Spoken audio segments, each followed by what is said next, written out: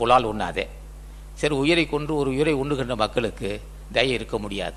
அப்போ ஜீவன் கடவுளுடைய விதிக்கப்பட்ட உணவு இல்லை. ஒரு உயிரை ஒன்று அந்த உடம்பை உண்ணுவது கடவுளால் விதிக்கப்பட்ட உணவு அல்ல. நமக்கு உணவு இயற்கை உணவு, சைவ உணவு. அப்போ அதை நிறுத்துகிறோம். இப்போ இதனாலும் சாப்பிட்டாங்க செல்லியா நேரத்தோடு சாப்பிட்டாங்க. இப்போ இதுவரையிலும் 10 மணி 9 மணி காலையில் சாப்பிட்டுருக்கலாம். தூக்கிறியாதே சாப்பிட்டு உட்காந்துருக்கலாம். ஆமாம் ஒத்துக்கிட்டேயா, நான் கறி சாப்பிட்டு உட்காந்துருக்கேன். கறி முட்டை சாப்பிட்டேன், உண்மைதான். முட்டை சாப்பிட்டேன், கறி சாப்பிட்டேன். என்ன பாவம் செய்யணும், அதுலேருந்து விடுபட முடியல.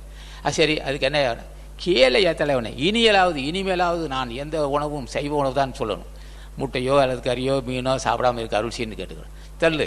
சரி, அது கேட்டேன். நேற்றோடு தவறு செஞ்சேன், குற்றம் தான் ஐயா. சரி, நேற்றோடு நான் பிற மனசை புண்பட பேசினேன், உண்மைதான். நேற்றோடும் பேசியது உண்மைதான். தவறு செய்திருக்கிறேன், என்னை மன்னிக்கணும் அப்படின்னு கேட்டால் அதுக்கும் அருள் செய்வான். எல்லா மனிதர்களும் எல்லா ஞானிகளும் பல ஜென்மத்தில் பாவம் செஞ்சவங்க தான். பல பிரச்சனைகள் காமத்தால், கோபத்தால், கொடுமையால், வஞ்சனையால் பல்வேறு துன்பங்கள் செய்த மக்கள் தான். அப்போ அவங்ககிட்ட கேட்டு பெற்றுக்கிறான். அதான் தியானம். அதை செய்ய தியானம் செய்து தியானம் இருப்பதுக்கு ஏன்னா இப்படி ஒன்றா கேட்டு என்னிட்ட குணக்கேடுகளை அறிந்து கொள்ளவும் அதை நீக்கிக் கொள்ளவும் நீ அருள் செய்ய வேண்டும். அதனால் முடியவில்லை.